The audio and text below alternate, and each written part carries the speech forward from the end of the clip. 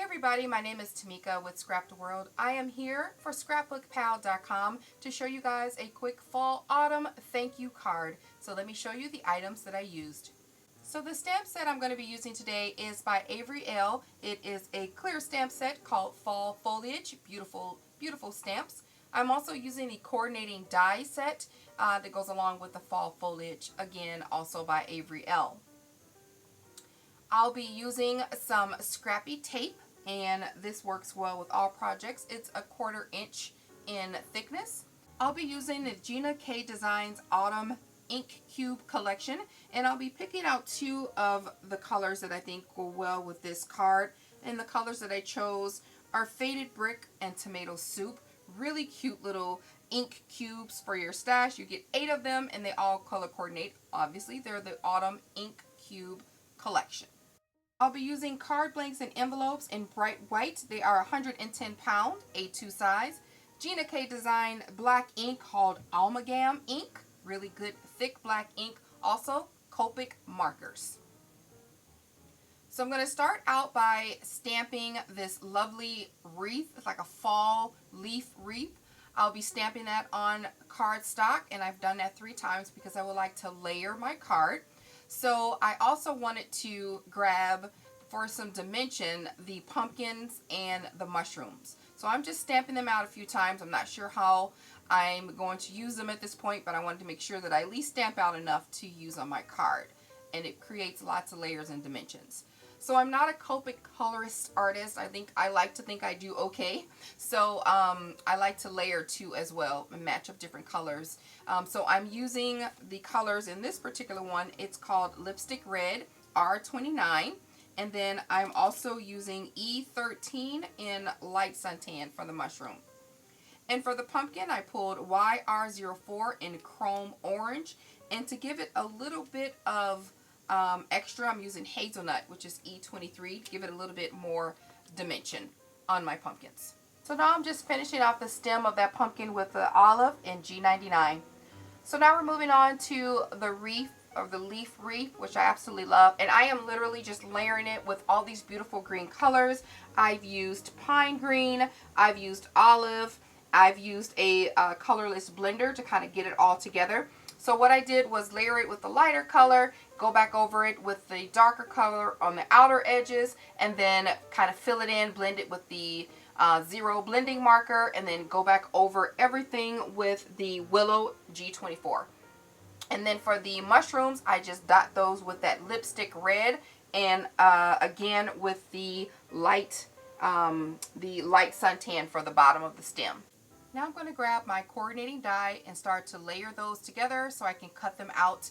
It beats fussy cutting any day, so I love when there's a stamp and die set that can go together. So I'm going to cut that, and then I'll be right back. My wreaths and pumpkins and mushrooms are all cut out, but I went back and decided that I wanted to do another layer, so I decided to color and cut the other part of the Fall Foliage stamp set, and so I can have a little bit more dimension on my card. And then I went ahead and colored that with the same colors that I did with the other side. So it's time to die cut those items out and start to layer them on the card. So for the card, I wanted to create this little window. So I'm using a circle die. Nested circle dies works best for this project. You can do lots of layering and overlapping. So I'm going to center that right in the middle of the card to make a little peep window. So that's all done. I'm going to take the negative part, the circle, and I'm going to use 2 colors to create like an ombre look. I'm using that tomato soup and that faded brick. In the stamp set, I'm using thank you, and I'm layering it right on that circle on the card so that it has like a little peekaboo effect.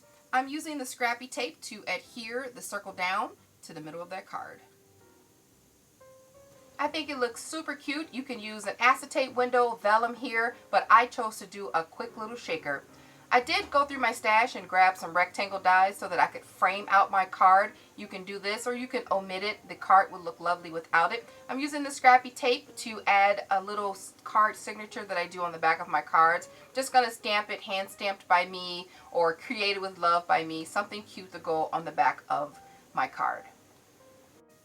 So for my shaker, I'm going to wrap the circle around with the 1/4 inch Scrappy Tape. Just be careful to go close around the edge so that the sequin in the middle can stay right where it needs to be. This is perfect. This is the perfect tape for that because it's quite pliable. So I'm just adding a plastic bag, a normal craft bag, to create the window for the sequins. And then I pop it open and I'm going to add another layer of tape right around that border, that edge, to seal in the sequins.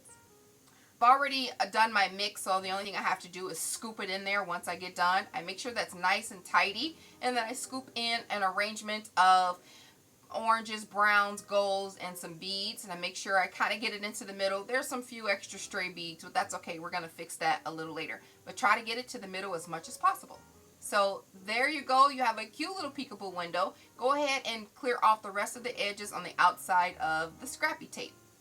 So I took the nesting die, which is why it's important if you have a nesting die to use it, because this makes the perfect little rim outer circle. You can cover that, and I'm going to do another layer as well, but you can cover the outside and create a nice little border. So I'm going to do an extra nesting circle on the front, and I'm going to do an extra one on the back to hide the bag that's holding the sequins. So since I had more of that paper, I decided to create an outer ring for the inside of the card. One for the thank you side, and then an extra outer ring you'll see later for the sequin. I went ahead and put my layer rectangle on top. Cute little just element, added extra element to your card. And now we can start layering the beautiful fall foliage stamps that have been colored with our Copic markers, and they just look absolutely wonderful. So at this point, I am just trying to figure out placement for all of my elements.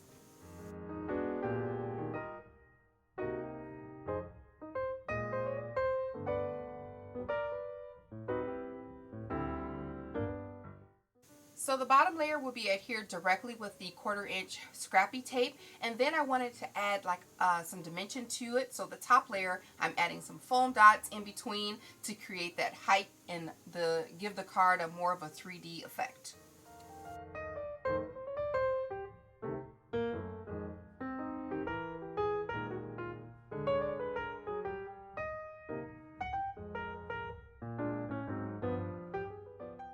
So now that I'm done with the leaf wreath, I'm going to go ahead and add some dimensional pop dots to my pumpkins and my mushrooms. I only use 2 of each, so I just found a perfect place for them right on the card and pop them right on top.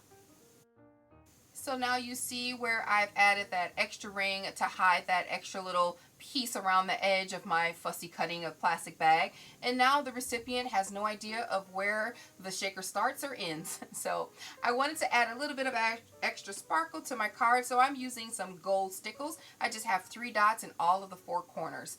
And that's it. That makes the card complete. I love the dimension and the layers, the coloring. I love the shaker, the little peekaboo window that says thank you, and it's nice and clean at the end.